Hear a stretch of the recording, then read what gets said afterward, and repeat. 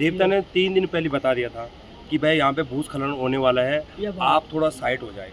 तो जब देवता की इतनी बड़ी कृपा हुई कि देवता ने कम से कम हमारे परिवार, हमारे बच्चे तो सुरक्षित है, कोई ऐसे नहीं, किसी की जनहानि नहीं होने दी। ये बड़ी कृपा भोले शंकर की है। और हमने इनसे कहा कि जाओ तुम यहाँ से सुरक्षित स्थानों पर जाओ, और ये भी कह दिया था व्यासपीठ से कि आज शनिवार है, शनिवार के दिन कुछ घटना घटेगी। कथा करते समय ही सब लोगों ने सब उस टूटते हुए दृश्य को देखा, इस आपदा को देखा, जिससे कि बहुत लोग सहमे हुए हैं, डरे हुए हैं। लेकिन प्रभु की बहुत बड़ी कृपा है कि इस गांव में एक भी कोई किसी भी जन और धन की हानि नहीं हुई है। मकान सारे ध्वस्त हो गए हैं, इनकी जितनी भूमि वो सब ध्वस्त हो गई है। ये बच्चा जो पकड़ा हुआ है, इनकी माताजी बड़े डिप्रेशन में है और डिप्रेशन के कारण उन्हें एम्स अस्पताल में भर्ती करवा दिया गया है और बच्चे के पिताजी भी मौजूद हैं। क्या कुछ कहेंगे भाई साहब? चेहरे में तो बड़ी मायूसी है। बहुत मायूसी है भाई साहब, क्या कहना है, हमारा पूरा गांव गया है। और जैसे ही ऊपर से उसने पत्थर आते देखे तो एकदम डिप्रेशन में आ गई है और वो मतलब कुछ भी बोलने लगी। प्रणाम। तो दोस्तों, मैं पहुंच चुका हूं तीनगढ़ गांव के तीनगढ़िया देवता के मंदिर में, और मंदिर की कुछ आज मैं आपको अलग कहानी सुनाने वाला हूं। यदि सब कुछ ये ठीक ठाक रहा, ये गांव तो बिल्कुल ख़त्म हो गया, मगर जो गांव के लोग थे वो आज भी सुरक्षित है।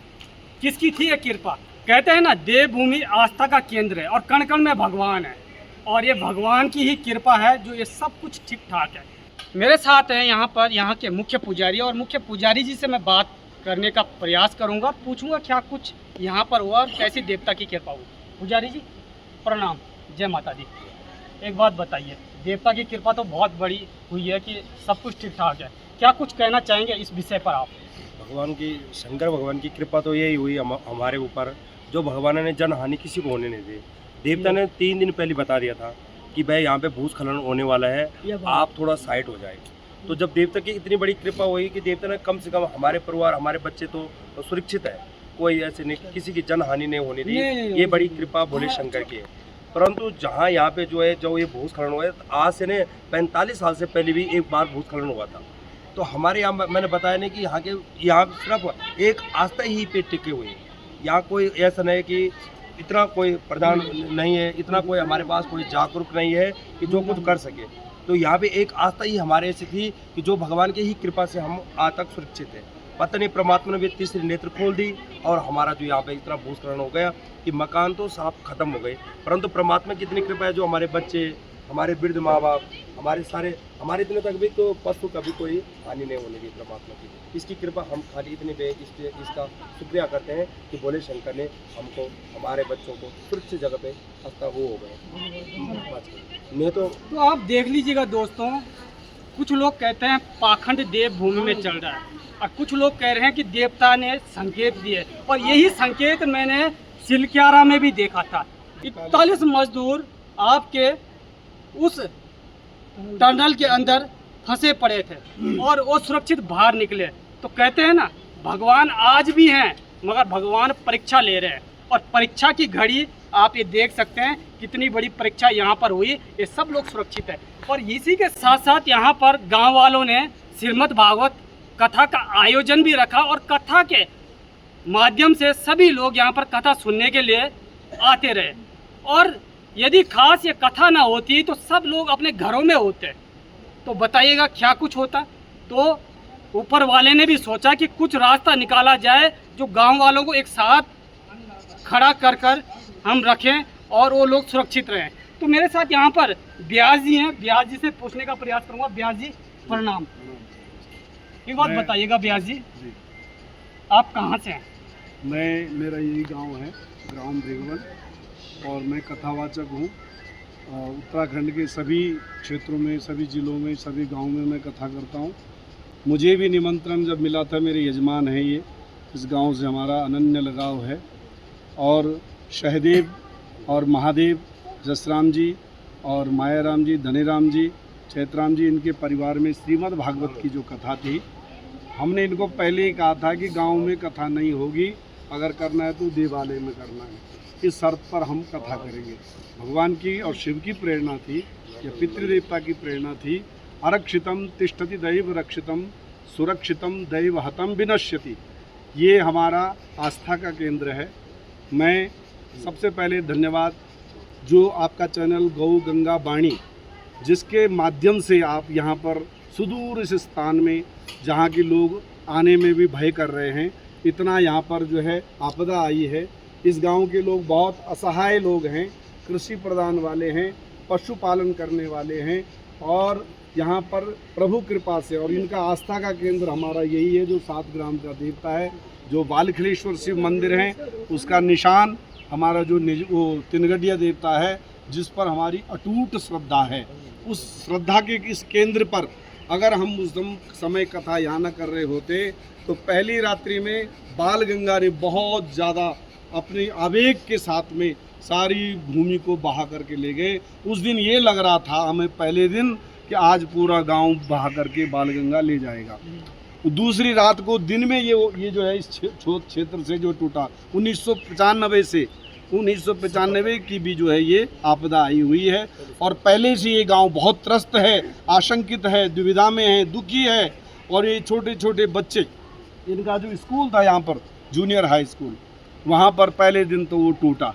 दूसरे दिन हमने शनिवार का दिन था, पहले भी आशीष जैसे भगवान देवता जी ने भी पहले कहा था कि भाई 17 गते तक जो है जो अभी चल रहा है तब तक खतरा है, और हमने इनसे कहा कि जाओ तुम यहाँ से सुरक्षित स्थानों पर जाओ। और ये भी कह दिया था व्यासपीठ से कि आज शनिवार है, शनिवार के दिन कुछ घटना घटेगी। कथा करते समय ही सब लोगों ने सब उस टूटते हुए दृश्य को देखा, इस आपदा को देखा, जिससे कि बहुत लोग सहमे हुए हैं, डरे हुए हैं। लेकिन प्रभु की बहुत बड़ी कृपा है कि इस गांव में एक भी कोई किसी भी जन और धन की हानि नहीं हुई है। मकान सारे ध्वस्त हो गए हैं, इनकी जितनी भूमि वो सब ध्वस्त हो गई है। मैं माननीय प्रधानमंत्री नरेंद्र मोदी जी की इस सरकार को, जो कि आज हमारे माननीय मुख्यमंत्री पुष्कर धामी जी अपने दल बल के साथ सभी लोग, पूरा प्रशासन बड़ी अच्छे ढंग से सुव्यवस्था इनकी लोगों के लिए राजकीय इंटर कॉलेज बिनाखाल में कर रहे हैं। देवता की कृपा, प्रशासन की कृपा, हमारे प्रधानमंत्री की कृपा, मुख्यमंत्री की कृपा हमारे इस गांव पर है और होनी चाहिए, क्योंकि इन लोगों को विस्थापन किसी अच्छे स्थान पर करें, क्योंकि ये लोग निरीह हैं, ये लोग बहुत ज़्यादा गरीब हैं, ये लोग उस देवता के सहारे बैठे हैं, इनका अर्थोपार्जन का कोई दूसरा साधन नहीं है। ये पशुपालन करने वाले हैं, खेती बाड़ी करने वाले हैं, इनका सहारा केवल देवता है या इनकी भूमि है या इनके पशु हैं। इसलिए मैं अपनी सरकार से मैं प्रार्थना करूँगा कि कृपा करके इन लोगों पर जो है बहुत बड़ी कृपा की जाए और किसी अच्छे स्थान पर इन लोगों को बसाया जाए, क्योंकि ये आशंकित हैं। ये कई सालों से ढंग से सोए नहीं है, ढंग से इन्होंने खाना नहीं खाया है। कभी भी एक बार थोड़ी सी बादल गिरते हैं तो ये उस रात सोते नहीं हैं। 3 रात्रि तक हम भी नहीं सोए यहाँ। जब ये स्थिति थी, अंत में भगवत कृपा हुई, सब लोग यहाँ आए, कथा के माध्यम से भगवत कृपा से इन सब की सुरक्षा हुई। अब आगे आश्रय और प्रश्रय देना सरकार का काम है। मैं अपनी सरकार से प्रार्थना करूंगा कि बहुत अच्छा कार्य हो रहा है। माननीय प्रधानमंत्री जी, माननीय हमारे मुख्यमंत्री जी अपने दल बल के साथ, हमारे शक्तिलाल साहब विधायक जी, ये सब लोग यहाँ पर आए और साधुवाद और धन्यवाद के पात्र हैं। लेकिन कृपा करके इन लोगों का पुनर्वसन किया जाए, इनका जो यहाँ इनका नुकसान हुआ है उसकी भरपाई, इसके साथ किसी सुरक्षित स्थान पर इनको भेजा जाए, क्योंकि यहाँ रहने लायक नहीं है। इन्हीं शब्दों के साथ ओम शांति शांति शांति। कहते हैं ना कि भगवान के दर्शन नहीं होते, मगर मैं सच बताऊं दोस्तों, आज मेरे को सच में भगवान के दर्शन हुए। व्यासपीठ पर बैठे भगवान महाराज, इन्होंने संकेत कर दिए थे कि जो कथा होगी गांव में नहीं होगी बल्कि मंदिर में होगी।